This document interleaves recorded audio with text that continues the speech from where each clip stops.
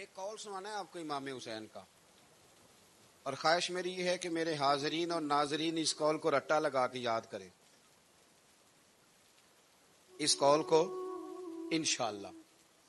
یہ قول جو امام حسین کا ہے نا جی، یہ جس دن مجھے ملا تھا نا تو میں نے بھی رٹا لگا کے یاد کیا تھا، اور میرے پاس جتنی ڈائریاں ہیں شاید میں نے سب میں لکھا ہے۔ امام علی مقام رضی اللہ تعالیٰ عنہ فرماتے تھے اللہ کی رضا کے لیے کسی شخص کی ایک حاجت پوری کر دینا 1 مہینہ مسجد میں اعتکاف کرنے سے زیادہ درجہ رکھتا ہے۔ ایک بندے کی ایک حاجت پوری کر دینا 1 مہینہ پورا مسجد میں اعتکاف کرنے سے زیادہ درجہ رکھتا ہے۔ خدا کے بندے تو ہیں ہزاروں اور بنوں میں پھرتے ہیں مارے مارے، میں اس کا بندہ بنوں گا جس کو خدا کے بندوں سے پیار ہوگا۔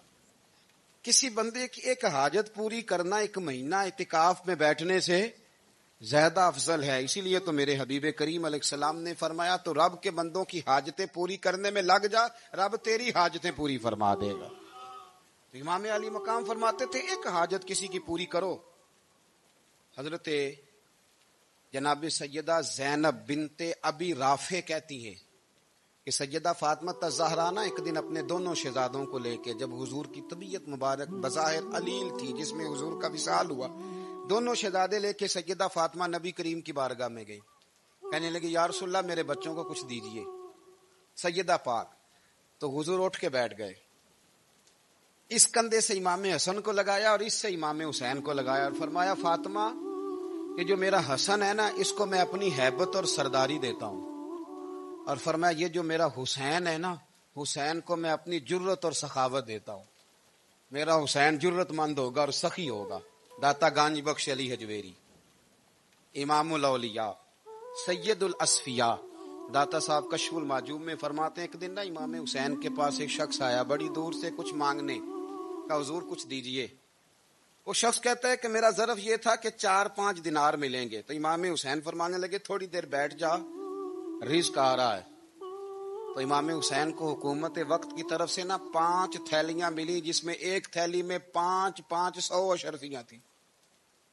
5 تھیلیاں آئیں، لیکن اس کو آنے میں نا ذرا دیر ہو گئی۔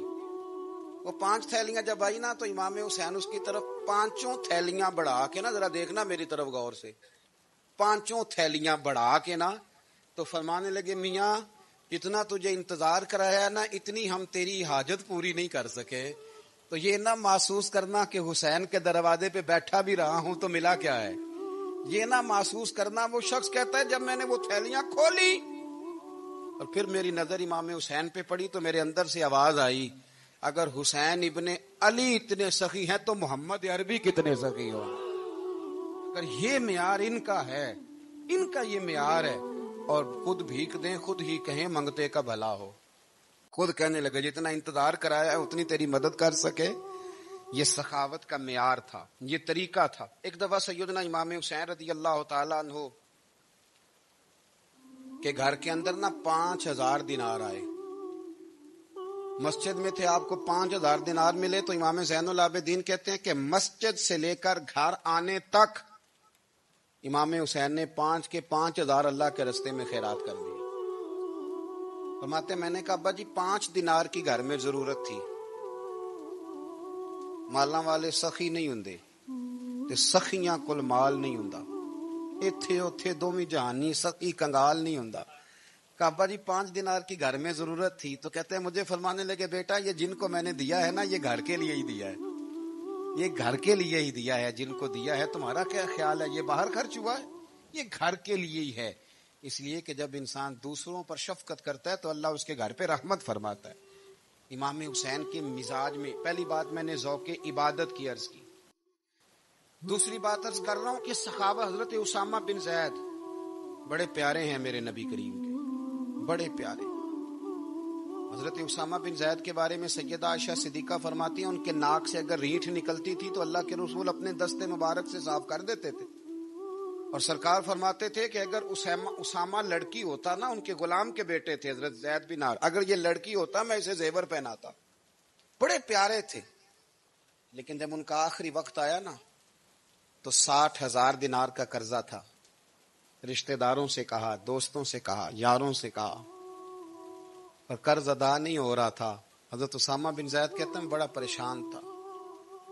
جب حد ہو گئی نا تو حضرت اسامہ بن زید فرمانے لگے جاؤ کوئی حسین ابن علی کو خبر کرو، ان سے کہو میں نا غلام ہوں آپ کے نانا کا، مقروض دنیا سے چلا گیا تو کیا بنے گا. امام حسین کو خبر ملی تو دوڑے آئے. لاجپال اس پیر کو نہیں کہتے جو تگڑا نذرانہ لے کے تو ماتھا چوم لے، لاجپال تو اس کو کہتے ہیں کہ جب ضرورت پڑے تو وہ سر پہ موجود ہو. حضرت سیدنا امام حسین تشریف لائے تو جناب اسامہ بن زید رو پڑے، کہنے لگے حضور میں نے نا غلامی کی ہے آپ کے نانا کی، اور اس غلامی پہ ناز ہے. اب 60,000 دینار کا قرضہ لے کے دنیا سے جاؤں گا تو میری قبر پہ بوجھ رہے گا. امام حسین خادم کو بھی کہہ سکتے تھے جاؤ گھر پیسے پڑے ہیں لے آؤ. امام حسین خود گئے، چادر روڑ کے تو اس کی اوٹ میں بکل میں 60,000 دینار چھپا کے لائے اور جناب اسامہ بن زید کے سامنے رکھ کے کہنے لگے اسامہ یار پیسے رات کو ہی آئے تھے، میں سوچ رہا تھا مجھے تو ضرورت نہیں، اللہ نے کس کا نصیب میرے گھر میں بھیج دیا، مجھے تو حاجت ہی نہیں تھی، اب پتہ چلا پیسے تیرے تھے. اللہ نے حسین کی ڈیوٹی لگائی ہے کہ جا کے دے آ. حضرت اسامہ بن زید رو پڑے، فرمانے لگے اللہ آپ کو بہترین صلہ عطا فرمائے. یہ معیار تھا. اور پھر تیسری بات یہ کہ دل کے بڑے صاف تھے. دل بدستاور کے حج اکبر است، از ہزاراں کعبہ یک دل بہتر است.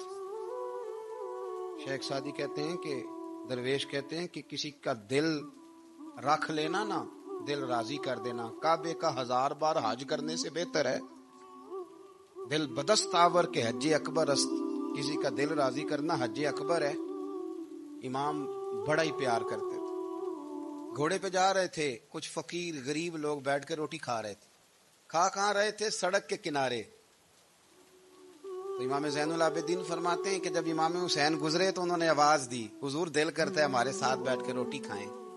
کائنات کے مالک و مختار کے نواسے اور دنیا کے سب سے بڑے شہزادے گھوڑے سے اترے اور غریبوں کے ساتھ سڑک پہ بیٹھ گئے، روٹی کھانے لگے اور دیر تک کھاتے رہے. اور جب فارغ ہو گئے تو فرمانے لگے کھانے کی ضرورت بھی نہیں تھی، حاجت بھی نہیں تھی، پر تم نے آواز دی تو دل رکھنے کو بیٹھ گیا تھا، اگر اجازت دے تو چلا جاؤں.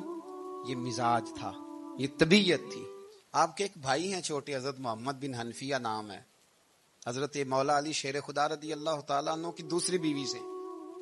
ایک دن حضرت امام حسین ان کے گھر میں بیٹھے تھے تو کسی بات میں نا اختلاف رائے ہو گیا، تو امام علی مقام ناراض ہو گئے، فرمایا آج کے بعد تیرے گھر نہیں آؤں گا. رومال اٹھایا چلے گئے. لوگوں نے حضرت محمد بن حنفیہ رضی اللہ تعالیٰ عنہ سے کہا حسین تو ناراض ہو گئے، کبھی نہیں آئیں گے. آپ فرمانے لگے بھائی تمہارا ہے کہ میرا؟ جی بھائی تو آپ کے ہیں. فرمایا اگر کہو تو چند منٹوں میں حسین واپس آئے. جناب ناراضگی ہو گئی ہے. فرمایا ناراضگی ہوئی ہے پر میں اس کے دل کی نرمی کو تو جانتا ہوں نا، اس کے مزاج کے اندر جو محبت ہے اس سے تو ابھی آئے. کہ جناب وہ کیسے؟ فرمانے لگے دیکھنا ذرا. تو امام حسین نے خط لکھا، حضرت محمد بن حنفیہ نے رکا لکھا، کہنے لگے حسین میرے باپ کا نام بھی علی ہے اور آپ کے باپ کا نام بھی علی ہے، پر ایک فضیلت ایسی ہے جس میں آپ کا مقابلہ نہیں کر سکتا، وہ یہ ہے کہ آپ سیدہ فاطمہ الزہرا کے لال ہیں، آپ محمد مصطفیٰ علیہ السلام کے نواسے ہیں. کہنے لگے بھائی جان آپ نے نانا جان کی وہ حدیث تو سنی ہوگی کہ دو لوگ ناراض ہو جائیں تو جو صلح پہلے کرے جنت میں پہلے جائے گا. فرمانے لگے دل میرا کر رہا تھا کہ پہلے صلح کر لوں، لیکن پھر بڑے بھائی کو پشت کروں گا جنت میں جاتے ہوئے، یہ بھی تو بے ادبی ہے نا. اب خط میں نے لکھ دیا ہے، آپ کا جو ارادہ ہو. امام حسین نے خط پڑھا تو آنکھوں میں آنسو آ گئے. پھر سے رومال اٹھایا. بچے پوچھنے لگے کہاں جا رہے ہیں؟ کہا بھائی کے گھر جا رہا ہوں. کہا آپ تو ناراض تھے. فرمایا تھا ناراض پر ہے تو میرا بھائی نا. ہو گئی بات ختم. بڑی دل میں نرمی، طبیعت میں سوز، لہجے میں گداز، لیکن اس کے ساتھ ساتھ امام حسین رضی اللہ تعالیٰ عنہ کا جذبہ جہاد، امام حسین کی استقامت. آج لوگ ادھر ہوتے ہیں جس طرف ہوا کا رخ ہوتا ہے. آج لوگوں کی سوچوں کا زاویہ یہ ہے کہ جدھر رش زیادہ ہوگا ہم بھی ادھر جائیں گے. ہم یہ نہیں دیکھتے حق کس طرف ہے، ہم یہ دیکھتے ہیں رش کس طرف ہے.